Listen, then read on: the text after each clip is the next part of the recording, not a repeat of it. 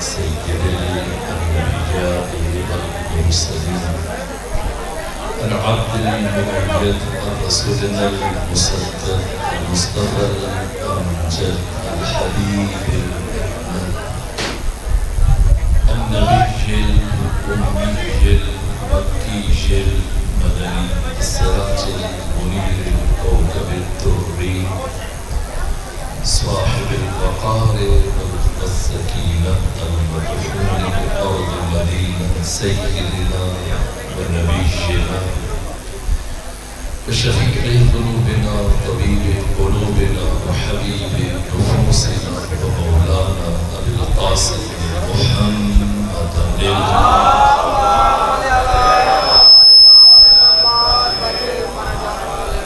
وأهل بيته الأطيبين الأطهرين الأنجبين المعصومين المظلومين ورحمة الله على أحبابهم وأصحابهم وشيعتهم ومحبيهم ومواليهم أجمعين ورحمة الله على أعدائهم ومنكر فضائلهم وغاصبي حقوقهم من جوع عداوتهم إلى الآن ومن الآن إلى قيام يوم الدين وبعد يوم الدين أما بعد فقد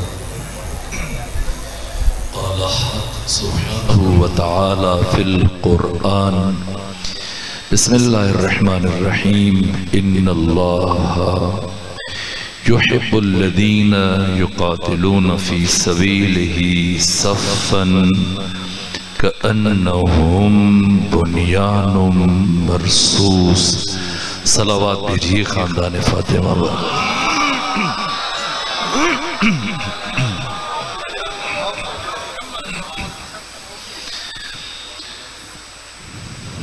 شہدائے کربلا کی یاد میں آج کی یہ مجلس اپنے اختتامی مرحلے میں داخل ہو رہی اور رات کے اس حصے میں آپ کو زیادہ زحمت سماعت نہیں دینا چاہتا مختصر وقت میں ایک فکر اور ایک پیغام عرض کرنے کی کوشش کروں گا کہ اگر کربلا نہ ہوتی کربلا والے نہ ہوتے اس جہت کو میں نے پہلے بیان کیا آج صرف ایک زاویہ ایک پہلو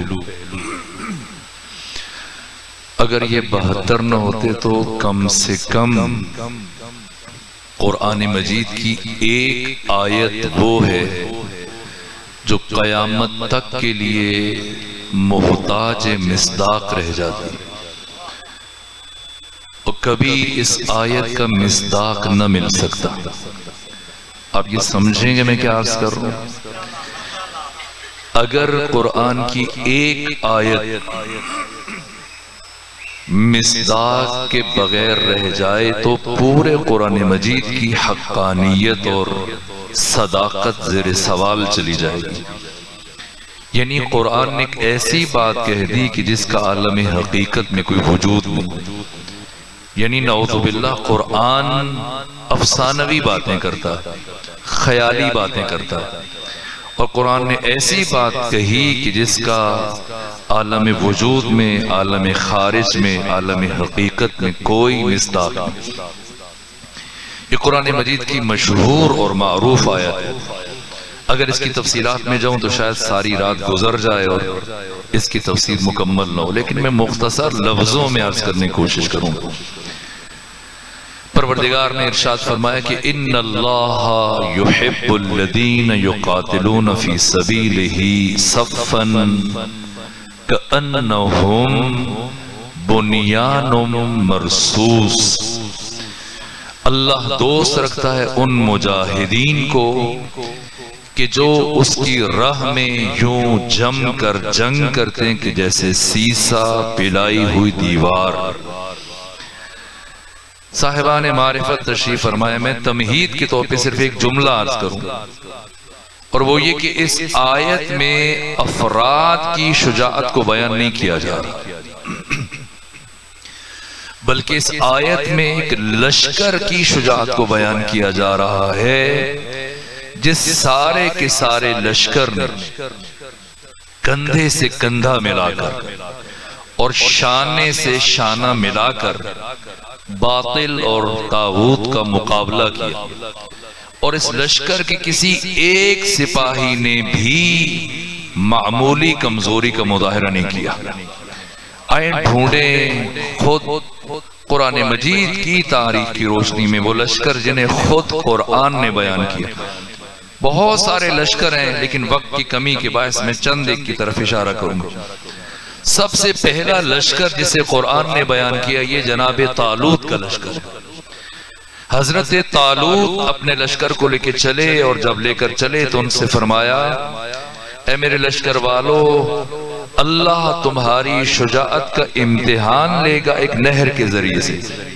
ان اللہ مبتلیکم بالنہر، اللہ تمہاری شجاعت کا امتحان لے گا ایک نہر کے ذریعے سے۔ فمن شرب منہ فلیس منی، اس نہر سے جو شخص پانی پی لے گا وہ میرا سپاہی نہیں ہے۔ ہاں اتنی اجازت میں دیتا ہوں کہ الا من اغترف غرفۃ بیدہ، اگر کوئی چلو برابر پانی پی لے تو اس میں کوئی حرج نہیں۔ لیکن قرآن کیا فرماتا ہے؟ قرآن فرماتا ہے کہ فشربوا منہ الا قلیلا منہم، جتنے تھے سب کے سب پانی پر ٹوٹ پڑے سوائے چند کے۔ تو وہ لشکر جو اپنے سردار لشکر کی اس طرح سے کھلی ہوئی نافرمانی کرے اور امتحان میں ناکامیاب ہو جائے اور اتنی کمزوری کا مظاہرہ کرے، آپ بتائیں کیا وہ قرآن کی اس عظیم آیت کا مصداق بننے کی صلاحیت رکھتا ہے؟ اس کے بعد دوسرا لشکر حضرت موسیٰ کا۔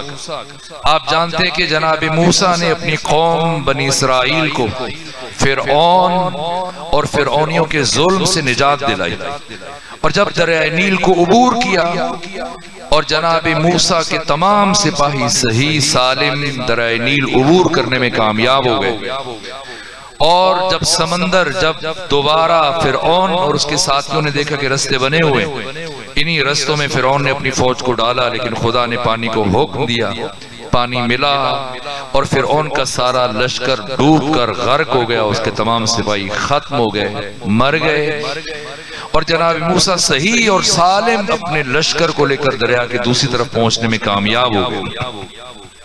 لیکن قرآن مجید فرماتے ہیں کہ جیسے ہی جناب موسیٰ نے دریائے نیل عبور کیا تو سامنے فلسطین کا شہر تھا۔ اپنے لشکر سے فرمایا اے میرے لشکر والو، تم اس شہر میں داخل ہو جاؤ، یا قوم ادخلوا الارض المقدسۃ التي كتب اللہ لکم، اے میری قوم بنی اسرائیل، یہ فلسطین تمہاری موعودہ سرزمین ہے، اس میں داخل ہو جاؤ، کسی بات کی پرواہ نہ کرو۔ لیکن موسیٰ کی یہ قوم اور لشکر اور آپ کی سپاہ جو اتنا بڑا معجزہ دیکھ چکی ہے کہ فرعون کا سارا لشکر غرق ہو گئے اور سارے کے سارے صحیح و سالم دریا عبور کرنے میں کامیاب ہو گئے، اس کے باوجود موسیٰ کی قوم اور موسیٰ کے لشکر نے کیا جواب دیا؟ کہا اے موسیٰ، ہمیں یہ اطلاع ملی ہے کہ اِنَّا فِيهَا قَوْمٌ جَبَّارِينَ، جس شہر میں آپ داخل ہونے کے لیے ہمیں حکم دے رہے ہیں اس میں تو بڑے مضبوط قوی ہیکل، قوی الجثہ اور بڑے تنومند لوگ رہتے ہیں۔ وَإِنَّا لَنَدْخُلَهَا أَبَدًا مَا دَامُوا فِيهَا، جب تک یہ فلسطینی فلسطین کے اندر موجود ہیں ہمیں جرت نہیں ہے کہ ہم اس شہر میں داخل ہو سکیں۔ اے موسیٰ، اگر آپ کو جہاد کا ایسا ہی شوق ہے تو فَاذْهَبْ أَنْتَ وَرَبُّكَ فَقَاتِلَا إِنَّهَا هُنَا قَاعِدُونَ، اب خود چلے جائیے، اپنے رب کو لے کر چلے جائیے اور دونوں جا کر وہاں پر لڑ لیجئے، إِنَّهَا هُنَا قَاعِدُونَ، ہم تو یہاں سے ہلنے والے نہیں ہیں، ہم تو یہیں بیٹھے ہوئے۔ اب آپ بتائیے کہ جناب موسیٰ کا یہ لشکر جو اتنی کمزوری دکھا رہا ہے اور خوف زدہ ہے اور ڈرا ہوا اور اپنے سردار لشکر پر تانہ زنی کر رہا ہے، کیا یہ لشکر اس قابل ہے کہ ہم اسے آیت مبارکہ صف کا مصداق قرار دیں؟ اس کے بعد جناب عیسیٰ کا لشکر ہے، جناب عیسیٰ کے 12 حواری جن سے متعلق قرآن کے علاوہ خود انجیل کے الفاظ ہیں کہ ان 12 کے 12 نے وقت آخر عیسیٰ کا ساتھ چھوڑ دیا، اور ان 12 میں سے ایک وہ تھا جس نے اس جگہ کا پتہ بتا دیا جس مقام پر جناب عیسیٰ روپوش تھے۔ اس کا مطلب یہ کہ جناب عیسیٰ کے لشکر کے سپاہی بھی اس قابل نہیں ہیں کہ وہ آیت صف کا مصداق قرار پا سکیں۔ اب پیغمبر کا دور شروع ہوا۔ اسلام کی سب سے پہلی جنگ جنگ بدر ہے۔ قرآن مجید جہاں پر جنگ بدر میں آنے والے شجاعوں اور بہادروں کی تعریف کر رہا ہے، وہاں پر یہ بھی بیان فرما رہا ہے کہ وَيُجَادِلُونَكَ فِي الْحَقِّ بَعْدَمَا تَبَيَّنَ كَأَنَّمَا يُسَاقُونَ إِلَى الْمَوْتِ وَهُمْ يَنْظُرُونَ، کہ جنگ بدر میں امر حق کے ظاہر ہو جانے کے باوجود ایک گروہ ایسا بھی تھا جو راستے میں آپ کے ساتھ جھگڑتا ہوا چل رہا تھا۔ تو جو گروہ اور سپاہی خود رسول اسلام کے ساتھ اور سردار لشکر کے ساتھ جھگڑتے ہوئے چل رہے ہیں، ایسا لشکر ہرگز اس عظیم قرآنی آیت کا مصداق بننے کی صلاحیت نہیں رکھتا۔ اس کے بعد جنگ احد جس سے متعلق قرآن مجید فرماتا ہے کہ اِذْ تُصْعِدُونَ وَلَا تَلُونَ عَلَىٰ أَحَدٍ وَالرَّسُولُ يَدْعُوكُمْ فِي أُخْرَاكُمْ، کہ جب خالد بن ولید اور اکرمہ بن ابو جہل نے پہاڑی کا چکر کاٹ کے حملہ کیا تو مسلمان اس طرح سے بھاگ رہے تھے کہ قرآن فرماتے ہیں انہیں بھاگنے کا راستہ نہیں مل رہا تھا۔ اِذْ تُصْعِدُونَ وَلَا تَلُونَ عَلَىٰ أَحَدٍ، جنگ احد میں تم پہاڑ کے اوپر چڑھے چلے جاتے اور رسول پیچھے پیچھے تمہیں آوازیں دے رہے تھے، مگر تم رسول کی آواز پر لبیک نہیں کہہ رہے تھے۔ یہاں تک کہ مولانا شبلی نعمانی نے لکھا کہ جب خالد نے اور اکرمہ نے پہاڑی کا چکر کاٹ کے دوبارہ حملہ کیا تو میدان جنگ میں تمام مسلمان میدان جنگ کو چھوڑ کر بھاگ کھڑے ہوئے۔ اب پورے میدان جنگ میں کافروں کے درمیان یا علی نظر آ رہے تھے یا نبی نظر آ رہے تھے، اور تنہا علی ابن ابی طالب نے دیوانہ وار ختمی مرتبت کا طواف کرنا شروع کیا۔ کوئی دشمن، کوئی منافق، کوئی مشرک، کوئی کافر پیغمبر گرامی اسلام کو نقصان پہنچانے میں کامیاب نہ ہو جائے، لیکن کہاں تک بالآخر آپ کی تلوار، علی کی تلوار ہزاروں تلواروں سے برابر ٹکرا رہی ہے۔ اور عجیب یہ ہوا کہ عین جب جنگ پورے عروج پر ہے تو علی ابن ابی طالب کی تلوار ٹوٹ گئی۔ دنیا کا بڑے سے بڑا شجاع، بڑے سے بڑا بہادر اگر عین میدان جنگ میں اس کے مورچے میں اس کا اسلحہ جواب دے جائے کیا کرے گا؟ اس کی ہمت جواب دے جائے گی، اس کے حوصلے پست ہو جائیں گے، خود کو دشمن کے حوالے کر دے گا۔ لیکن علی ابن ابی طالب نے اقبال کی زبان میں قیامت تک آنے والے انسانوں کو پیغام دیا کہ کافر ہو تو شمشیر پہ کرتا ہے بھروسہ، مومن ہو تو بے تیغ بھی لڑتا ہے سپاہی۔ تلوار ٹوٹ چکی ہے لیکن ہمت جوان ہے۔ علی ابن ابی طالب نے اس ٹوٹی ہوئی تلوار کے ساتھ بعض دشمنوں کو اپنے مکوں سے، بعضوں کو اپنے ٹھڈوں سے، بعضوں کو اپنے گھوڑے کی ٹاپوں سے عجیب انداز میں، منفرد انداز میں مقابلہ کرنا شروع کیا، یہاں تک کہ جب حق تعالی نے یہ منظر دیکھا کہ ادھر میرا اکیلا شیر اور وہ بھی نہتا اور برابر میں دشمن کا ہزاروں کا لشکر اور وہ بھی پوری طرح اسلحہ جنگ سے لیس، تو اللہ نے ایسے عالم میں آسمان سے تلوار اتاری جس کا نام ذوالفقار تھا۔ اب ذوالفقار کے آتے ہی امنگیں اور بڑھی، ولولے اور بڑے، جذبے اور بڑے، اور علی ابن ابی طالب نے ایسے تابڑ توڑ، ہمت شکن اور حوصلہ شکن حملے شروع کیے کہ ہزاروں دشمن میدان سے بھاگ کھڑے ہوئے۔ یہ پہلی جنگ ہے اور واحد جنگ ہے جس میں علی ابن ابی طالب نے دشمن کا تعاقب شروع کیا اور بڑھ بڑھ کر ان کے سر فضا میں اڑنے لگے۔ آسمان کے ملائک، آسمان کے قدسی اور آسمان کے فرشتے جو علی کی یہ منفرد جنگ آسمان کی کھڑکیاں کھول کر دیکھ رہے تھے، اب ان کا بھی پیمانہ صبر لبریز ہوا، اللہ سے اجازت مانگی، اور جب اجازت ملی جبریل آگے آگے، باقی فرشتے پیچھے پیچھے۔ ابھی یہ فرشتے زمین پر نہیں پہنچے تھے کہ آسمان اور زمین کی درمیانی فضاؤں میں یہ ترانے گونج اٹھے، یا علی لا فتح الا علی ولا سیف الا ذوالفقار۔ اے علی، آسمان کے آسمان کے فرشتے بھی یہ مان گئے کہ اس کائنات میں اگر کوئی تلوار ہے تو صرف ذوالفقار ہے، اور اگر کوئی شجاع ہے تو صرف علی ہے۔ لیکن قرآن مجید 1 2 3 4 5 10 20 40 50 افراد کی شجاعت کو بیان نہیں کر رہا۔ اللہ قرآن میں ایک ایسے لشکر کو بیان کر رہا ہے، ایسے لشکر کی شجاعت کو جس لشکر کے ایک سپاہی نے بھی معمولی کمزوری کا مظاہرہ نہیں کیا۔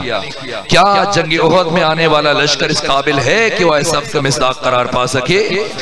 اس کے بعد جنگ احد سے زیادہ مشکل جنگ احزاب اور جنگ خندق ہے، جس میں پہلی مرتبہ 10,000 کفار اور مشرکین مسلمانوں کے مقابلے میں آئے، لیکن پیغمبر نے پہلے سے خندق کھود رکھی تھی، 5 گز چوڑی 5 گز گہری اور 5 کلومیٹر 4.5 کلومیٹر لمبی خندق کھودی ہوئی تھی۔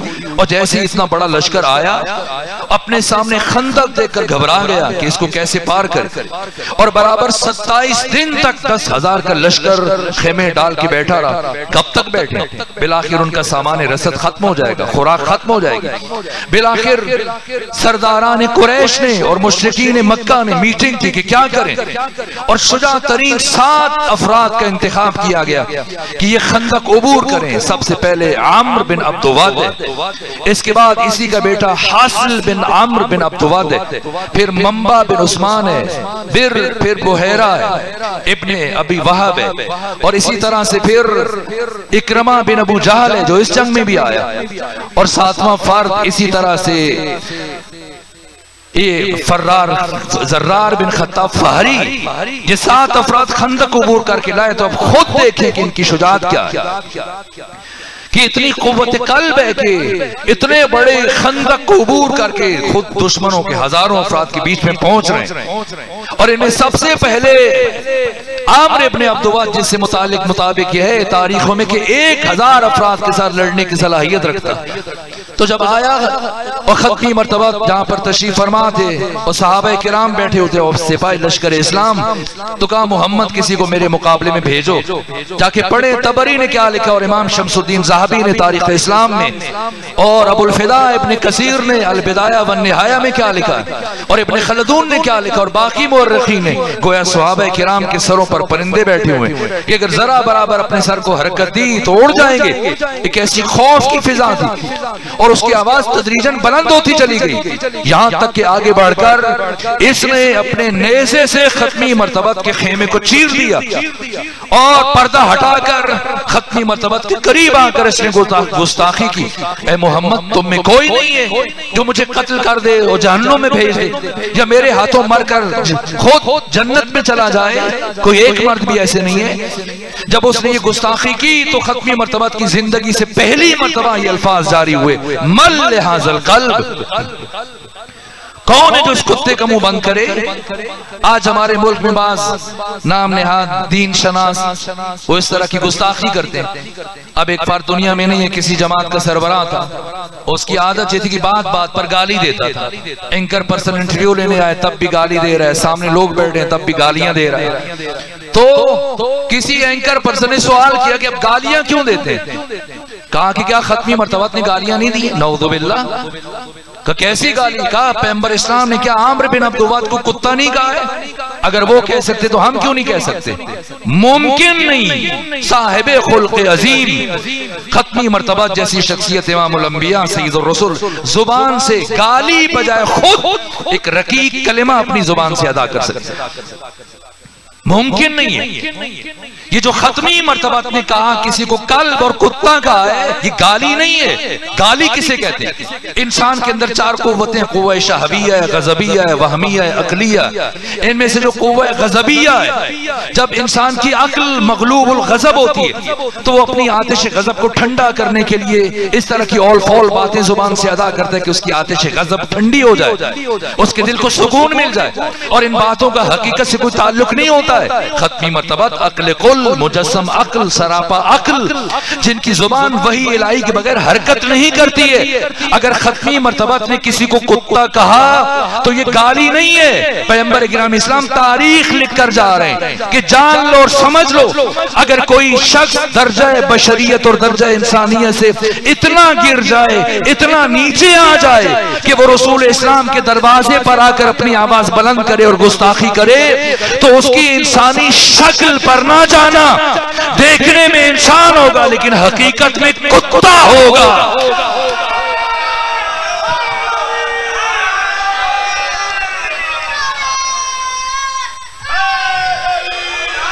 جو رسول کے دروازے پر آ کر گستاخی کرے اس کی حقیقت بھی کتا ہے، اور جو بطول کے دروازے پر گستاخی کرے اس کی حقیقت بھی یہی ہے. کون اٹھا جب عامر ابن عبدود نے للکارا، آواز بلند کی؟ کون اٹھا سوائے علی ابن ابی طالب کے؟ انا یا رسول اللہ. پیغمبر نے فرمایا علی یہاں بیٹھ جائیں، یہاں تک کہ اس لیے کہ کوئی دوسرا اٹھ جائے نہیں. اور دوسری مرتبہ پھر جب آواز بلند ہوئی پھر علی ابن ابی طالب کھڑے ہوئے، انا یا رسول اللہ. پھر کچھ لمحوں کے بعد تیسری مرتبہ علی کھڑے ہوئے. تو میں دست ادب جوڑ کر بارگاہ رسول میں عرض کروں کہ جب آپ کی خواہش اور دشمن للکار رہا ہے تو جیسے علی کھڑے ہوئے کیوں نہیں بھیج دیا؟ کیوں بار بار بٹھا رہے ہیں؟ اس لیے کہ پیغمبر تاریخ لکھ رہے ہیں کہ مبادا مورخ خیانت کرے کہ علی کھڑے ہو گئے تھے ورنہ فلاں چلا جاتا یا فلاں چلا جاتا. نہ، ختمی مرتبت نے حجت تمام کر دی کہ صرف اور صرف علی ہیں جنہوں نے اسلام کی عزت کو بھی بچایا، مسلمین کی بھی، رسول اسلام کی بھی عزت کو بچایا ہے پائمال ہونے سے. یہ علی ہیں. گئے عمرو ابن عبدود کے مقابلے میں اور چشم زدن میں اس کو حرف غلط کی طرح سے مٹا دیا. میں تفصیلات میں نہیں جا رہا، بس نتیجہ عرض کرنا چاہتا. اس کے بعد اس کا بیٹا منبع، اس کا بیٹا حاصل بن عامر بن عبدود وہ آیا، وہ بھی اتنی قوت کا مالک تھا، وہ بھی علی کے ہاتھ سے قتل ہوا. پھر منبع بن عثمان ہے اور باقی بھاگے. اکرمہ بن ابی جہل بھی بھاگ گیا اور عبداللہ بن نوفل یہ خندق عبور کرتے ہوئے خندق میں گر گیا. میں جنگ خندق میں مسلمانوں کا حصہ بتاؤں کتنا تھا، کیا کردار ادا کیا مسلمانوں نے، یہ بتانے لگا ہوں. جب عبداللہ بن نوفل خندق کے اندر گرا تو انہوں نے اوپر سے پتھر مارنے شروع کیے. تو اس نے آواز بلند کی کہ مجھے اتنی ذلت سے نہ مارو، یا سب نیچے اترو مل کے مجھ سے مقابلہ کرو، یا مجھے موقع دو کہ میں باہر آؤں اور مجھ سے مقابلہ کرو، اس طرح سے نہ مارو. لیکن مسلمان نہ نیچے اترنے کے لیے تیار ہیں نہ سے باہر آنے کے لیے مہلت دے رہے ہیں. یہاں تک کہ جب یہ شور کی آواز علی ابن ابی طالب نے سنی، پوچھا کیا ہوا؟ کہ عبداللہ ابن نوفل چیخ رہا ہے اور کہہ رہے مسلمانوں سے کہ مجھ سے مقابلہ کرو. خیمے رسول سے قریب پہنچ چکے تھے، وہی انہی قدموں پلٹے خندق میں اترے اور اس کے بعد عبداللہ بن نوفل سے کہا کہ وار کرو، اگر وار کر کے خود کو بچا سکتے ہو تو بچا لو. اس نے وار کیا، علی نے اس کے وار کو رد کیا اور پھر ایسا وار کیا کہ دو برابر حصوں میں تقسیم کر دیا.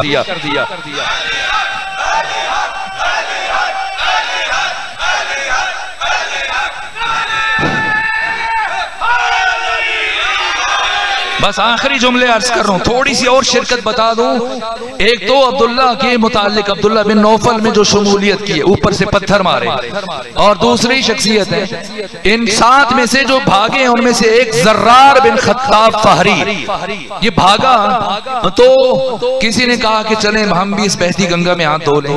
جب علی نے مار رہے ہیں، حاصل کو بھی مارا ہے، عامر بن عبدود کو بھی مارا ہے، تو ایک کو ہم بھی مار لیں. ظاہر کہ بھاگ رہا ہے، پیچھے سے جب دوڑتے ہو گردن پہ تلوار ماریں گے تو گر جائے گا اور کہنے کا موقع مل جائے گا کہ اس جنگ کے فاتح ہم بھی ہیں، کسی سے کم نہیں ہیں. تو تلوار لے کے پیچھے دوڑنا شروع کیا اور زرار بن خطاب فہری کے ذہن میں صرف خیال آیا کہ علی کا مزاج تو نہیں ہے. علی تو کبھی کسی بھاگنے والے کا پیچھا نہیں کرتا، اس لیے کہ جو میدان جنگ میں بھاگتا ہے وہ علی سے زندگی کی بھیک مانگتا ہے، اور علی وہ سخی اور کریم ہے جو اپنے دشمن کو بھی رد نہیں کرتا. یہ علی کا مزاج تو نہیں ہے. کون ہے جو میرے پیچھے آ رہا ہے؟ صرف دیکھنے کے لیے ایک مرتبہ زرار بن خطاب پلٹا، دیکھا تو کوئی صاحب آ رہے ہیں، تو جیسے اس کو مڑتے دیکھا تو فوراً سے گھبرایا کہ یہ تو مقابلے کے لیے موڑ رہا ہے، فوراً سے گھوڑے کو موڑا اور ختمی مرتبت کے خیمے تک بھاگتے ہوئے پہنچو، سانس پھولی ہوئی ہے، اور زرار بن خطاب فہری نے آواز بلند کی کہ جب تک زندہ ہو میرے احسان کو یاد رکھنا کہ آج میں نے تمہاری جان بخش دی ہے۔ یہاں تک کہ جب وہ صاحب حکمران بن گئے، حکومت حاصل کرنے میں کامیاب ہوئے، تو زرار نے کہا یاد ہے فلاں دن تو میری شمشیر سے بچ گئے تھے۔ تو یہ حصہ ہے مسلمانوں کا، یہ جنگ جس سے متعلق قرآن فرماتا ہے کہ جاؤکم من فوقکم ومن اسفل منکم، جنگ احزاب اور جنگ خندق میں جب کفر کے لشکروں نے دائیں طرف سے بائیں طرف سے اوپر سے نیچے سے چاروں طرف سے آنا شروع کیا، تو مسلمانوں تمہارا عالم یہ ہوا کہ تمہاری آنکھیں پتھرا گئیں اور تمہارے کلیجے اچھل اچھل کر تمہارے حلق تک آ گئے۔ ازاغت الابصار وبلغت القلوب الحناجر وتظنون باللہ ظنونا، اور تم اپنے پروردگار کے بارے میں کیا کیا بدگمانیاں کرنے لگ گئے۔ وہ لشکر جس کی آنکھیں پتھرا جائیں، جس کے کلیجے اچھل اچھل کر حلق تک آ جائیں، اور جو اپنے پروردگار کے بارے میں بدگمانیاں کرنے شروع کر دے، ٹھیک ہے اللہ نے ان کی توبہ بعد میں سن لی ہوگی، لیکن ایسا کمزور لشکر کبھی بھی اس عظیم ترین قرآنی آیت کا مصداق بننے کی صلاحیت نہیں رکھتا۔ اس کے بعد جنگ حنین جس سے متعلق قرآن فرماتا ہے کہ وَيَوْمَ حُنَيْنٍ إِذْ أَعْجَبَتْكُمْ كَثْرَتُكُمْ، کہ حنین کے دن مسلمانوں تمہاری کثرت پر ناز ہو گیا، جس کا نتیجہ یہ ہوا کہ جب کافر حملے کر رہے تھے تم ایسے بھاگ رہے تھے کہ تمہیں بھاگنے کے لیے راستہ نہیں مل رہا تھا۔ مجھے بتائیں ان جنگوں میں سے کون سا ایسا لشکر ہے جو اس آیت کا مصداق بن سکتا ہے؟ اب پیغمبر کا دور ختم ہوا، علی کا دور شروع ہوا۔ کیا علی ابن ابی طالب کے لشکر کے سپاہی اس قابل ہیں؟ آپ جانتے ہیں جنگ صفین میں جب قرآن مجید کو نیزوں پر بلند کیا گیا تو خود علی کا لشکر دو حصوں میں تبدیل ہو گیا، اور زیادہ وہ تھے جو علی سے مطالبہ کر رہے تھے کہ جنگ بند کریں ورنہ ہم آپ کو قتل کر دیں گے۔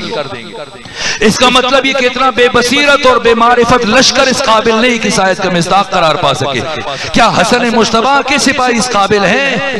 آپ جانتے ہیں کہ اکثریت نے فرزند رسول کے ساتھ غداری کی، اور آپ کا اپنا سپاہی وہ تھا جس نے نماز عشاء کے دوران آپ کے نیچے سے جائے نماز کو چھین لیا، کھینچ لیا اور آپ کی ران مطہر کو زخمی کر دیا، ایسے خنجر سے جو خون آلود تھا۔ اس کا مطلب کہ امام حسن مجتبیٰ کے سپاہی بھی اس قابل نہیں۔ اب آپ مجھے بتائیے کہ اگر کربلا نہ ہوتی تو ہمیں ایسا کا مصداق کہاں سے ملتا؟ یہ کربلا ہے کہ جس نے قرآن کی لاج رکھ لی، یہ کربلا ہے کہ جس نے قرآن کی عزت کو بچا لیا، یہ کربلا ہے کہ جس نے قرآن کی حرمت کو بچا لیا، یہ کربلا ہے کہ جس نے قرآن کی صداقت کو بچا لیا۔ کہ کربلا میں 72 سپاہی آئے، مختلف قوموں سے تھے، مختلف نسلوں سے تھے، آقا بھی تھے، غلام بھی تھے، حبشی بھی تھے، غیر حبشی بھی تھے، سن و سال کا بھی ان میں فرق تھا، لیکن کیا کوئی بتا سکتا ہے کہ کسی ایک سپاہی نے معمولی کمزوری کا مظاہرہ کیا؟ اس لشکر کے سب سے کم سن سپاہی کی عمر کتنی ہے؟ جس کی زندگی میں سال کا لفظ بھی نہیں ہے، جہاں میں آ کے وہ بن چلے چلا بھی گیا، زمانہ ترس گیا عسکر کے نقش پا کے لیے۔ وہ علی عسکر جس کی زندگی میں سال کا لفظ نہیں ہے، 6 مہینے عمر ہے، اس 6 مہینے کے سپاہی نے بھی اگر تیر کھایا تو مسکرا کر بتایا کہ دیکھنے میں سب سے چھوٹا ہوں لیکن میرے اندر بھی تمہیں کہیں سے کمزوری نظر نہیں آئے گی۔ آج میں اور آپ رات کے اس حصے میں بیٹھ کر یہ سمجھ سکتے ہیں کہ کربلا نہ ہوتی تو آیا سب کا مصداق نہ مل سکتا؟ تو کیا حسین نہیں جانتے تھے؟ جانتے تھے، اور ہم سے کروڑ درجے بہتر جانتے ہیں۔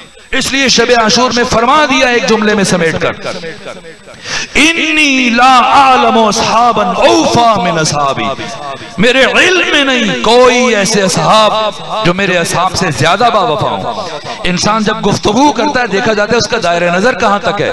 میں اور آپ اگر ایک بات کریں گے ہمارے مد نظر 10 20 40 50 60 سال 70 سال کی تاریخ ہوگی، لیکن جب حسین کہیں گے کہ میرے علم میں نہیں کوئی ایسے اصحاب جو میرے اصحاب سے زیادہ باوفا ہوں، اس کا مطلب یہ ہے کہ حسین کی نگاہ میں آدم کی بھی اصحاب ہیں، طالوت کے بھی اصحاب ہیں، ابراہیم کے لشکر کے سپاہی بھی ہیں، موسیٰ کے لشکر کے سپاہی بھی ہیں، اپنے نانا محمد مصطفیٰ کے لشکر کے سپاہی بھی ہیں، اپنے بابا علی کے لشکر کے سپاہی بھی ہیں، اور اپنے بھائی حسن مجتبیٰ کے لشکر کے سپاہی بھی ہیں۔ شب عاشور، بس آخری جملے عرض کر رہا ہوں میرے عزیزو، شب عاشور امام حسین نے اپنے سپاہیوں اور لشکر کا تعارف خود کروایا، اس لیے کہ مورخ کے قلم میں اتنی جان نہیں تھی اور اتنی طاقت نہیں تھی کہ وہ بتائے کہ کربلا والے کون ہیں۔ اس لیے فرمایا جاؤ میرے ساتھیوں، میرے صحابیوں، میں بھی راضی، میری ماں فاطمہ زہرا بھی راضی، میرے نانا محمد مصطفیٰ بھی راضی۔ جا کے اٹھائیں تاریخ کی کوئی جھوٹی سے جھوٹی روایت، کوئی ایک سپاہی بھی چھوڑ کے گیا؟ ممکن ہے مورخ یہ لکھے کہ جتنے بیٹھے تھے سب کے سب حسین کو وارث جنت، سردار جنت اور مالک جنت سمجھتے تھے، اس لیے نہیں اٹھ رہے تھے کہ اگر اٹھے تو جنت ہاتھ سے نکل جائے گی۔ اب حسین ابن علی نے دوسری سند جاری فرمائی، جاؤ میں تمہیں جنت کی ضمانت دیتا ہوں۔ کوئی مولوی یا مفتی جنت کی ضمانت دے رہا ہے؟ وارث جنت، مالک جنت جنت کی ضمانت دے رہا ہے۔ کیا کوئی ایک فرد اٹھا؟ ممکن ہے مورخ یہ تجزیہ پیش کرتا اس لیے نہیں اٹھ رہے تھے کہ آنکھوں کی شرم آنے تھی کہ روشنی میں سب کی نگاہوں کے سامنے دشمن کے بیچ میں حسین کو اکیلا چھوڑ کے کیسے چلے جائیں۔ اس لیے امام نے حجت تمام کی اور اپنے ساتھیوں کو تعارف کرنے کے لیے فرمایا، علی اکبر چراغ خیمہ کو گول کر دیجئے۔ ایک چراغ بجھا، 72 چراغ جل اٹھے، اور سب سے پہلے رسول کے بوڑھے صحابی حبیب ابن مظاہر کی آواز بلند ہوئی، فرزند رسول آپ فرما رہے ہیں ہم چلے جائیں؟ آج چلے جائیں تو قیامت کے دن آپ کے نانا رسول اور آپ کی ماں فاطمہ زہرا کو کیا منہ دکھائیں گے؟ اور اس کے بعد زہیر ابن قین کھڑے ہوئے، کب فرزند رسول یہ دنیا فانی ہے اور ہم نے بھی بہت جلد مر جانا ہے، لیکن اگر فرض کر لیا جائے کہ جہان ابدی اور سرمدی ہے اور یہ بھی طے کر لیا جائے کہ ہم اس میں ہمیشہ زندہ رہیں گے، تب بھی ہم اپنی جانیں آپ کے قدموں پر قربان کر دیں گے۔ اور یہ عابس ابن شبیب شاکری ہیں جو یہ کہتے ہیں آقا کی بارگاہ میں کہ حسین یہ تو ایک جان ہے، اگر مجھے تیر و تبر و نیزہ و شمشیر کے ساتھ زخم لگا لگا کے قتل کیا جائے کہ میرے جسم کے ٹکڑے ٹکڑے ہو جائے، پھر ان ٹکڑوں کو جمع کیا جائے اور آگ پر رکھ کر جلا دیا جائے، اور جلانے کے بعد راکھ کو فضا میں اڑا دیا جائے یا پانی میں بہا دیا جائے، پھر زندہ کیا جائے، پھر اسی طرح سے مارا جائے یہاں تک کہ 70,000 مرتبہ قتل کیا جائے، پھر اٹھایا جائے، تب بھی میری صرف ایک خواہش ہوگی کہ میں اپنی جان آپ کے قدموں پر قربان کر دوں۔ اور اس کے بعد سعید بن عبداللہ حنفی اٹھے، عرض کیا فرزند رسول آپ خود سوچ کے مجھے بتائیے گا، جب بھی میں یہ جملہ پڑھتا ہوں مجھے اس کا کوئی جواب نہیں ملتا۔ یہ سعید بن عبداللہ حنفی ہیں جو کہتے ہیں کہ فرزند رسول آپ فرما رہے ہیں ہم چلے جائیں، ہم چلے جاتے، آپ ایک بات کا جواب دیتے، خود سوچئے گا اس کا کیا جواب بن سکتا ہے۔ آپ اس بات کا جواب دیں ہم چلے جاتے ہیں کہ جن افراد کو ان کی ماں نے پیدا ہی اسی دن کے لیے کیا تھا وہ آپ کو چھوڑ کے کیسے چلے جائیں؟ حضرت نے فرمایا جزاکم اللہ عنی خیر الجزا، اور اس کے بعد جو سند جاری فرمائی۔ میں جاہل ہوں، بات پھیلا دیتا ہوں، کچھ لوگ ایسے ہیں جن کو ہنر ہے بات کو مختصر کرنے کا، سمیٹنے کا۔ کسی نے مرحوم اظہر حسن زیدی سے پوچھا آپ بتائیں اصحاب رسول اور اصحاب حسین میں کیا فرق ہے؟ کوئی فرق نہیں، کوئی فرق نہیں، بس ایک لفظ کا فرق ہے۔ اس نے حیرت سے پوچھا کیسا لفظ؟ کہا آؤ اور جاؤ کل۔ کہ یہ کیسا فرق ہے؟ کہا پیغمبر اسلام اپنی زندگی میں مدینے کے 9 سالوں میں بلاتے رہے آؤ، 82 جنگوں میں بلاتے رہے آؤ، کوئی نہیں آیا۔ حسین ساری رات چراغ بجھا کے فرماتے رہے جاؤ، کوئی نہیں اٹھا۔ اس لیے جوش ملی آبادی شبیر حسن خان نے یہ جملہ کہا سر فرشتوں کے یہاں آج بھی خم ہوتے ہیں، ایسے انسان رسولوں میں بھی کم ہوتے ہیں۔ ان 72 میں سے ہر ایک معرفت کا آسمان ہے۔ میں نہیں بس اسی ایک ہی جملہ کہوں، سعید بن عبداللہ حنفی وہ جو کہہ رہے تھے کہ جن کو ان کی ماں نے پیدا ہی اسی دن کے لیے کیا تھا، اندازہ ہے کتنے تھکے ہوئے تھے۔ سب سے پہلے یہ قیس ابن مسار سیداوی کے ساتھ کوفہ والوں کے خطوط لے کے 15 رمضان کو پہنچے امام حسین کے پاس۔ کتنا فاصلہ طے کیا؟ 300 فرسخ۔ پھر جناب مسلم کو مدینے کے راستے سے لے کے آئے کوفہ، کم سے کم 600 فرسخ۔ تیسری مرتبہ مسلم ابن عقیل کا خط لے کے پہنچے مکہ امام حسین کے پاس، 900 فرسخ۔ چوتھی مرتبہ جناب امام حسین کا خط لے کے آئے مسلم کے لیے، 1200 فرسخ۔ اب کلومیٹر بنائے، یہ تقریباً 7000 کلومیٹر بنتے ہیں۔ گھوڑے کی پشت پہ صحرا کا سفر کہ آپ کے باقی سارے ساتھی مر گئے، اتنے تھکے ہوئے۔ یہ آج کا سفر نہیں ہے، گرمی میں چلچلاتی دھوپ میں صحرا کا سفر 7000 1000 کلومیٹر طے کیا اور شب عاشور کے جاگے ہوئے، ساری رات جا کر خندق کھودتے رہے، پھر باقی جو وقت بچا جنگل سے جا کے امام کے ساتھ جھاڑیاں کاٹتے رہے اور اس خندق کو جھاڑیوں سے بھرا تاکہ امام حسین جب سب سے آخر میں جائیں تو ان جھاڑیوں کو آگ لگا دیں اور بیبیوں کو سنبھلنے کا موقع مل جائے، دشمن اچانک حملہ آور نہ ہو جائے۔ ساری رات کے تھکے ہوئے، 3 دن کے بھوکے اور پیاسے، اور روز عاشور زوال کے وقت جب ابو سمامہ ساعدی نے امام کی بارگاہ میں عرض کیا کہ نماز کا وقت ہو گیا، جی چاہتا ہے آپ کی اقتداء میں نماز پڑھ، امام حسین نے نماز کی حفاظت کا انتظام کیا اور تفصیلیں، لیکن میں بس ایک جملہ کہہ رہا ہوں۔ 2 ساتھیوں کو اپنے سامنے کھڑا کیا، ایک زہیر ابن قین، ایک سعید بن عبداللہ حنفی، اور جب سعید کھڑے ہوئے سامنے بالکل رخ پر، زہیر ذرا سا دوسری جانب ہے، یہ تیروں کی زد میں، اور دشمنان حسین نے تیر چلانا شروع کیا، کوشش تھی کہ نماز میں امام حسین کو شہید کر ڈالا، لیکن جو بھی تیر آتا ہے سعید اپنے اوپر برداشت کرتا۔ کتنے تیر کھائے؟ 70 سے زیادہ تیر برداشت کیے۔ آپ بتائیں انسان کی موت کے لیے ایک تیر کافی ہے؟ 2 3 5 گلے میں لگے، سر میں لگے، موت ہو جائے۔ 70 سے زیادہ تیر ہیں لیکن کھڑے ہیں، کیوں؟ صرف عشق حسین میں۔ اگر میں گر گیا تو کوئی تیر یوسف فاطمہ کو لگ جائے گا۔ قوت ارادی کے بل بوتے پر کھڑے ہیں عشق حسینی میں، اور جیسے ہی امام حسین کی آواز بلند ہوئی السلام علیکم ورحمت اللہ وبرکاتہ، اب گرے، اور جب گرے تو زمین پر نہیں آئے، اتنے تیر لگے ہوئے تھے کہ آپ کا لاشا تیروں پر معلق ہو گیا، اور جب گرے تو گرنے کی وجہ سے وہ تیر مزید آپ کے جسم میں اتر گئے۔ اب آخری سانسیں چل رہی ہیں اور رخ کیا سعید نے امام حسین کی طرف اور ایک جملہ کہا اوفیت یا ابا عبداللہ، اوفیت یا ابا عبداللہ، اے حسین ابن علی کیا میں نے وفا کی؟ ایک جواب دیا، علامہ مجلسی نے بحار الانوار کی 98 نمبر جلد میں لکھا ہے، امام حسین کے لبوں میں جنبش پیدا ہوئی، فرمایا انت امامی فی الجنہ، اے سعید تو جنت میں ہمیشہ میری نگاہوں کے سامنے رہا کرے گا۔ بس میرے عزیزو آپ کو بہت زحمت دی، یہ جملہ روز عاشور سعید نے پوچھا، اور بالکل یہی سوال ایک شہید کی ماں نے پوچھا، اس فوج کے سالار کی ماں نے، کہ اس نے جناب ام البنین نے جب اسیروں کا قافلہ واپس مدینے پہنچا تو جس بی بی نے سب سے پہلے استقبال کیا اپنے پوتے جناب فضل کی انگلی پکڑ کر، ام البنین ہے۔ سید سجاد کو سلام کرنے کے بعد جو سب سے پہلی بات پوچھی کہ سید سجاد میرا دل تڑپ رہا ہے، بس اتنا بتائیں کیا کربلا میں میرے بیٹے عباس نے اپنے آقا حسین کے ساتھ وفا کی؟ ایک مرتبہ سید سجاد رونے لگے، فرمایا آپ نے وہ بات پوچھی جس نے میرے دل کو رلا دیا، ایک بات سنیں پھر خود دیکھیں میرے بابا حسین کی بارگاہ میں آپ کے بیٹے عباس کا کیا مقام تھا۔ کہ سید سجاد بتائیں، کہا جب ہمیں اسیر کر کے کربلا سے شام لے کر جا رہے تھے تو راستے میں عمر ابن سعد نے میرے بابا کے قاتل شمر ابن ذلجوشن کو بلایا اور بلا کر اسے پوچھا کہ بتا جب تو حسین کو قتل کر رہا تھا تب حسین کی حالت کیا تھی؟